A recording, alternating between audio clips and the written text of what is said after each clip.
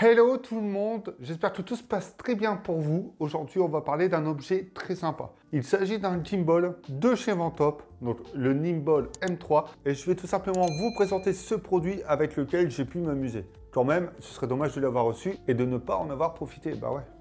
Ils me l'ont envoyé et il y a quelques petites choses qui sont assez pratiques dessus, et c'est un produit qui pour moi est excellent puisqu'à 99 € pour débuter en vidéo ou même créer des petits courts-métrages avec son smartphone, ça reste quand même très abordable. Et pour commencer, l'avantage de celui-ci, c'est qu'il est stabilisé sur 3 axes. Il y a également plusieurs modes dont on parlera tout à l'heure avec des effets cinématographiques.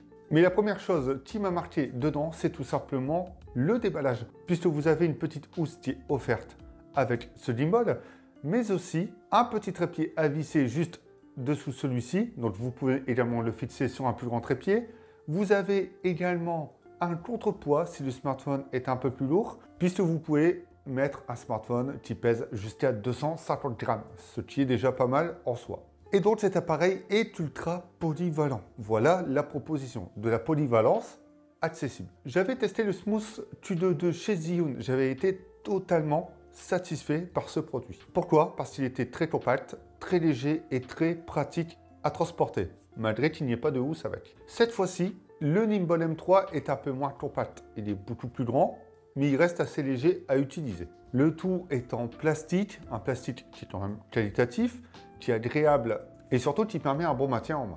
Mais même s'il n'est pas très compact, c'est pas grave puisqu'il y a la housse pour pouvoir le transporter. L'autre chose qui m'a quand même marqué, ce sont les boutons. Ils sont tous accessibles. Que ce soit la molette, le joystick, les boutons pour changer de mode, etc. Tout est accessible avec le pouce ou l'index. Et le tout le rend vraiment très pratique à l'utilisation. Sachez que dans ces boutons, il y a on-off. Donc celui qui permet tout simplement d'allumer et d'appairer l'appareil sur l'application.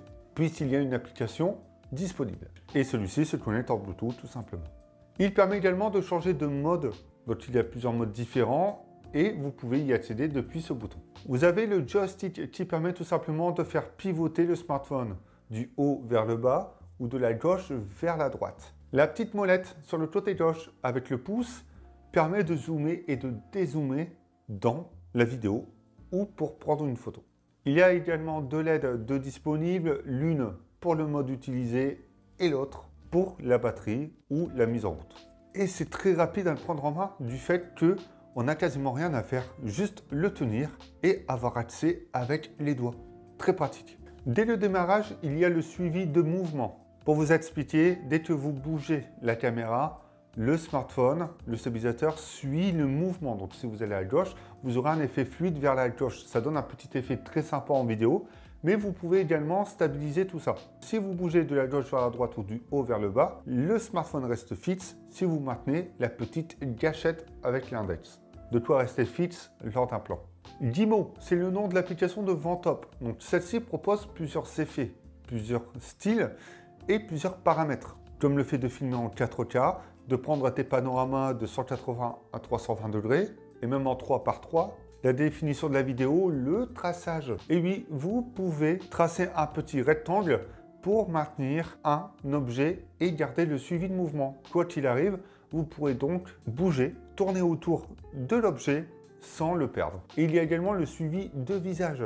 Ça, c'est top. Si vous faites un petit vlog, vous posez avec le trépied et le gimbal, et à partir de là, le smartphone vous suit. À savoir que c'est pas ultra fluide et que le mouvement devra être assez lent pour que vous restiez centré, surtout, mais aussi garder quand même une bonne visibilité de vous. De 0,5 à 2 mètres pour le suivi de visage, c'est une distance assez raisonnable qui est prise en charge pour pouvoir vlogger facilement et ne pas tenir ce gimbal dans les mains. Je parlais des effets, il y en a un qui est très intéressant, c'est l'effet Inception. Vous le connaissez tous, c'est cet effet sur 360 degrés. Et ça peut donner un effet très sympa aux vidéos. J'aime vraiment bien celui-ci. Ensuite, il y a l'effet Hitchcock, plus communément appelé effet vertigo. L'effet visuel est hyper intéressant. Ça permet de prendre un objet et de zoomer et dézoomer en arrière-plan. Je vous explique très rapidement. L'objet, la personne est en face de vous. Vous avancez et vous dézoomez l'arrière-plan, ce qui donne un effet de vertige. et vous pouvez également faire l'inverse. Ça évite de passer par une méthode logicielle pour créer cet effet. En plus de ça, l'effet de zoom ou de dézoom se fait très rapidement. Vous appuyez sur commencer. Vous avez également un temps qui est donné et une fois terminé, c'est enregistré, il n'y a plus qu'à apprécier. Il y a également de disponible le slow motion, le time-lapse et l'hyperlapse. Et vous avez également le 8 fois maximum. Mais ça, c'est disponible que pour iPhone.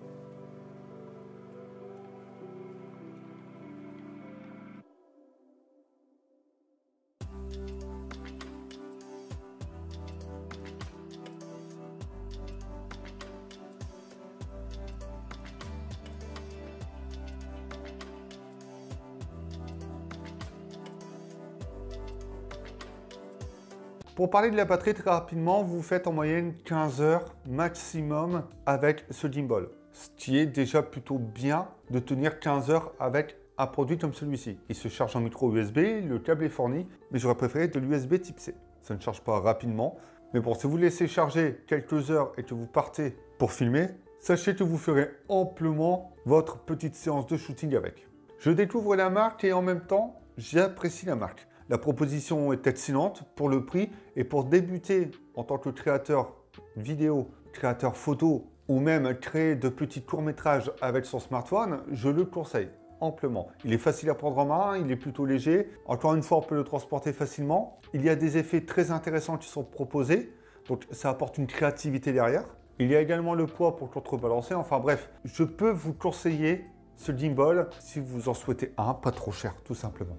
Si vous avez des questions, n'hésitez pas, je suis là pour y répondre et ça se fait dans les commentaires. Et nous, on se retrouve bientôt pour d'autres vidéos. Pendant ce temps-là, prenez soin de vous.